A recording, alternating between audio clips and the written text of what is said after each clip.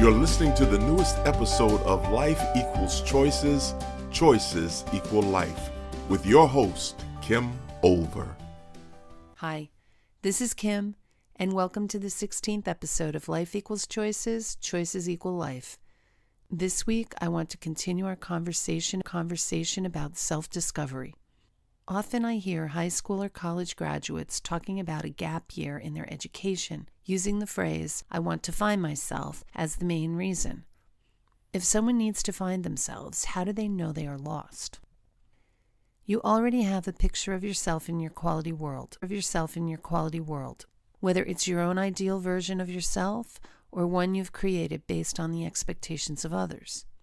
You are constantly comparing your perception of self with the ideal, perfect picture in your quality world. Everyone finds themselves lacking when compared to perfection. Successful, attractive, or athletic people have insecurities. Everybody can find themselves lacking at something until they discover that they're already perfect in every way that matters. We all are. It's important to focus your effort and energy on remembering you're perfectly imperfect. This way, we can accept ourselves as we are while striving to become someone better. Your life not only matters, but it's important for humankind, whether you are here to influence one person or many. The butterfly effect tells us that changing one thing changes everything. You may never know the ripple effect of what you do, but please trust that everything you do has an impact. Whether you choose your path or follow a path someone has created for you, there will be an impact. There are no spare or defective parts. You have inherent value and worth. You may not be attractive. That's not your gift. You may not be popular or successful. Those aren't your gifts. However, you are gifted in something, and you are capable of making a difference. After you accept your gift and use it to help yourself and others, many paths will become available to you that have the potential to impact people in a positive way. You were created perfectly for the fulfillment of that gift. Finding purpose and being of service actually improves your relationship with yourself. That's how to meet your need for significance. Turn off the noise of everyone and everything else in your life and listen to your inner voice. Or maybe it's even screaming. Keep asking yourself, what do I want to do, regardless of what everyone thinks I should do? If you aren't able to hear that inner voice, then you'll need to turn down the volume of the external noise by spending more time with yourself, either experimenting with life or connecting with the higher power through meditation, nature, or prayer. Sometimes before conception, and certainly by the time you were born, people had expectations about the person you would become. Most parents expect their child to be the healthiest, happiest, smartest, most talented child to ever be born. They want you to excel. Some parents try to reach their dreams vicariously through their children. You may forge close bonds with certain teachers who may do the same.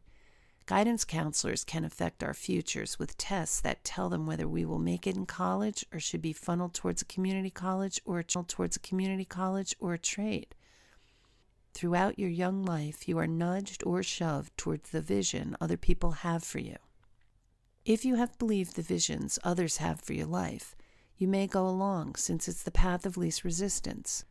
You may even go along when you don't see the vision because it feels easier than standing up for your own way. But try to remember when you were a child. What did you love to do? Do you remember times you lost time doing something you loved? What personality traits were you known for? Did you have quirks people complained about? Was there something you wanted to do with your life that you were talked out of because you'd never make money doing it or you wouldn't be happy? I had people in my life tell me I shouldn't go into counseling because there was no money in it. I had a good friend tell me I wouldn't be happy starting my own business.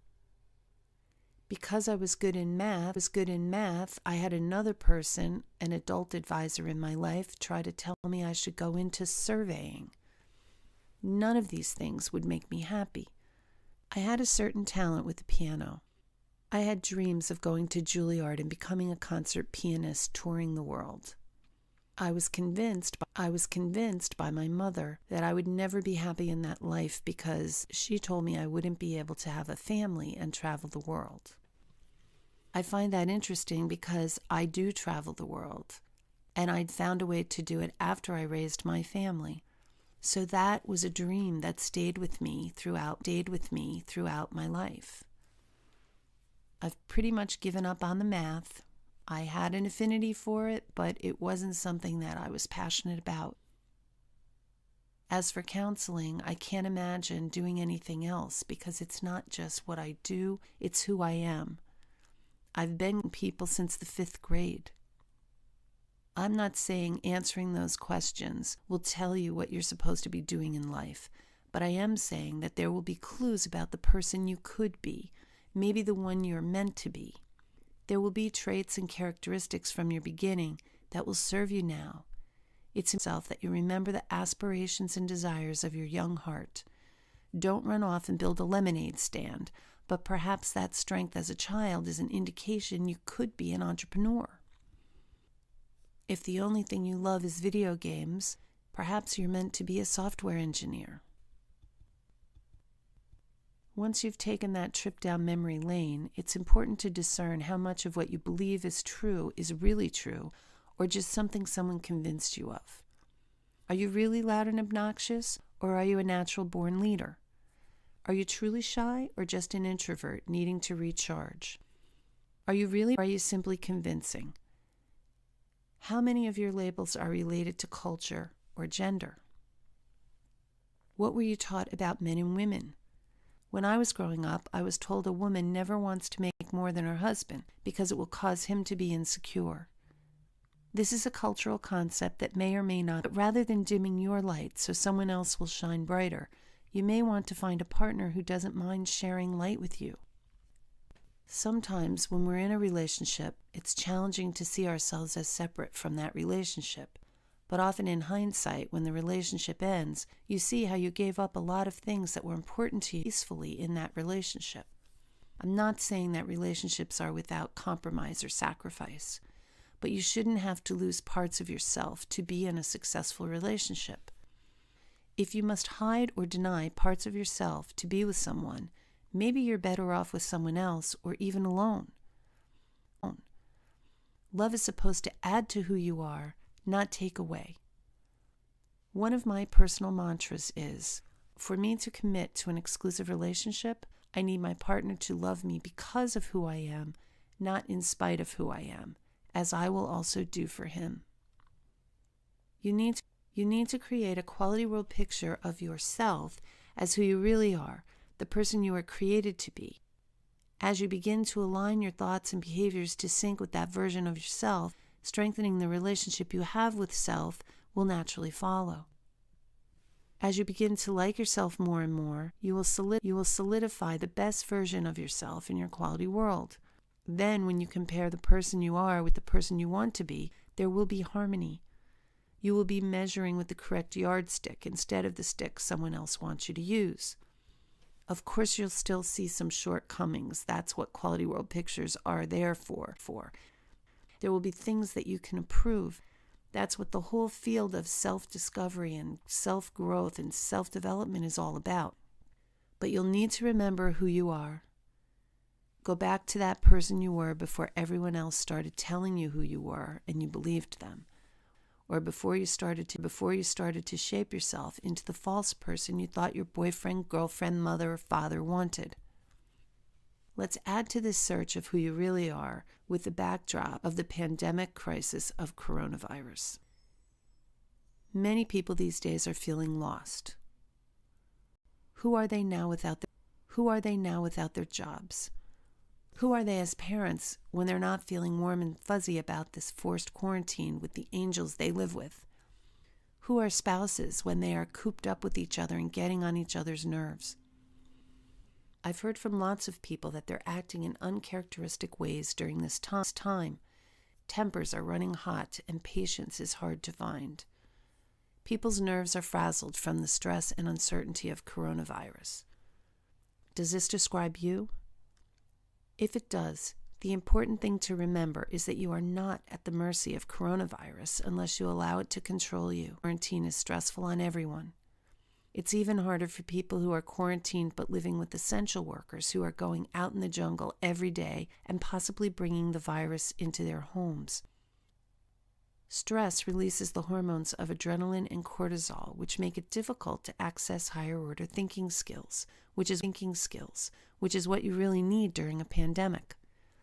There is no immediate threat like a saber-toothed tiger that you need to run from, so it's like you're all revved up with nowhere to go.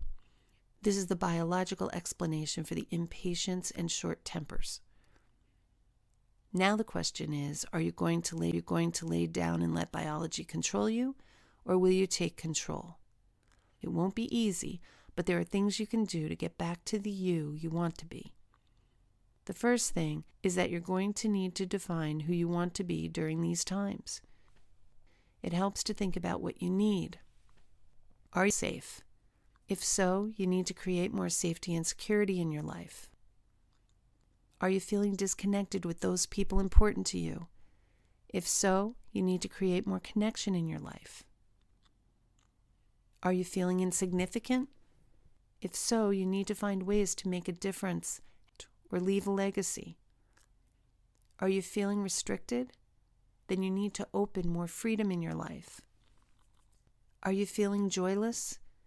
If so, you need to create moments of play, relaxation, relevant learning, or humor in your life. Crises are a great time to figure out who you are to reinvent yourself. Yes, you're under pressure and urged towards some uncharacteristic behaviors. That's the bad news. The good news is that you will need to pay conscious attention to make the changes you want, but you will be able to make them. Why not focus on reinventing yourself to become the person you want to be under pressure? Write down the traits, qualities, characteristics, and behaviors you want to have during this time. Create a profile on the person you want to be. How do you want to behave when things are stressful? How do you want to act? How do you want to respond to your partner when he or she is pushing your buttons? What thoughts do you want to be having?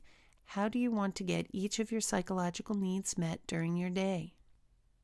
When you look at the 5 basic needs of safety and security, connection, significance, freedom, and joy, you certainly can focus on all the ways your needs are frustrated. Your safety and security needs are frustrated by fear of getting COVID-19, loved ones contracting the illness, and maybe money and employment issues. Connection problems may occur because of too much connection with confined family members, or not enough connection and not being able to touch your loved ones. You might be feeling insignificant because of loss of work or an inability to handle things you used to manage easily. I've been hearing from many people they're having trouble motivating themselves and staying focused during this time.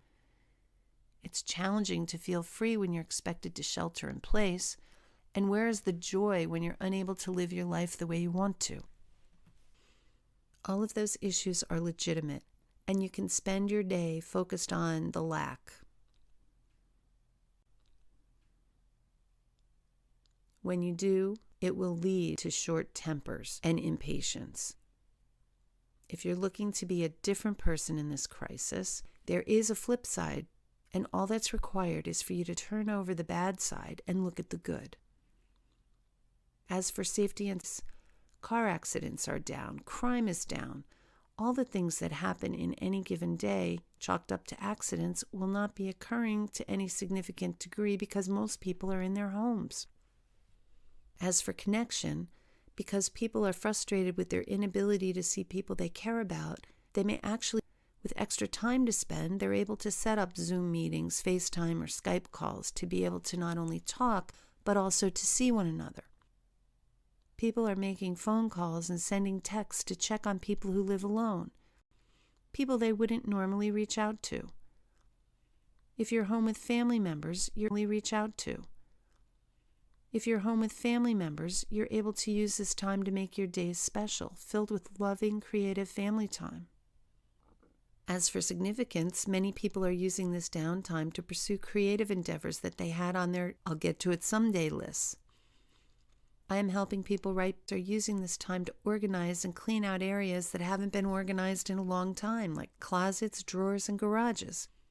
Some people are journaling to have a record of this historic time. There are lots of opportunities to feel significant by volunteering to help others. The opportunity to experience perspective. You could focus on the things you can't do, or you could focus on the things you can. I may not be able to make money during this time, but I am free to work on new projects that may make money once this is over. I have the freedom of time. I have the freedom to talk with my grandkids any day of the week. I don't have to wait for the weekend when they aren't in school, and weekends are usually so full of activities they didn't have time to talk with me anyway. With FaceTime, we have wonderful conversations now. What are you free to do? Joy is about realizing there are reasons and moments of joy all around. The other day, I had time to sit outside and watch geckos climbing my mother's screened-in porch. It was fun watching them go back and forth and sun themselves. So who are you? Who do you want to be? Who do you want to be during the coronavirus pandemic? It won't be easy, but you can recreate yourself into anyone you want. What are you willing to do? Will you start today? I find it helpful to have some accountability when I'm trying to do something hard.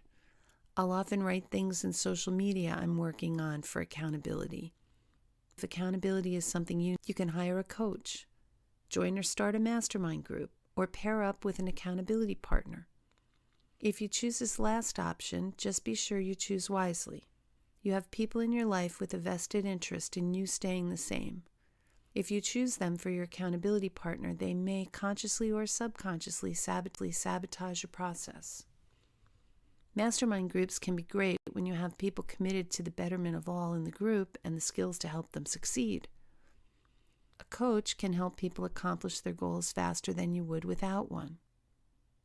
To recap, understanding who you are requires taking an honest look at the thoughts you have today about yourself, your beliefs and your values, while discerning if they are true or were installed in you at an early age. If they still serve you, keep them. If not, decide what you want to be thinking about yourself and think those thoughts instead. Consider how culture and gender have influenced your values and beliefs, and look inside to see what you truly believe and value. Did you sacrifice some of yourself for a relationship you were in? If so, express that now. Think about your interests and passions as a child for clues about what's really true before the world taught you its expectations for you. Make some new decisions about what you want to do, how you want to think, and what you want to value based on your introspection. The people you need in your life will be there to support you. You will begin attracting the people who understand you and will accept, support, and encourage you in your growth and development. You may need to leave some behind. If you are looking for a transformation in how you are coping with the coronavirus pandemic, then take a look at your needs and how you are perceiving them, the negative or the positive side. Plan to engage in behavior that is in line with the person you want to be. If you want more information about the needs, look at last week's podcast, episode 15. Remember to measure your behavior against the person you are created to be, then the rest won't matter. You will come to value the real you, and you will realize, like I write about in my book, Choosing Me Now, that you already have everything you need inside you. You just have to remember you were born with it. When you peel everything else away, you realize that you are safe. You are significant. You are free. You are joy. And you. I hope you enjoyed this podcast and that you'll join me next week when I talk about how to stay focused during coronavirus. Talk with you then. This has been another thought-provoking episode of Life Equals Choices, Choices Equal Life. To listen to past at our website at www.therelationshipcenter.biz/podcast. And remember,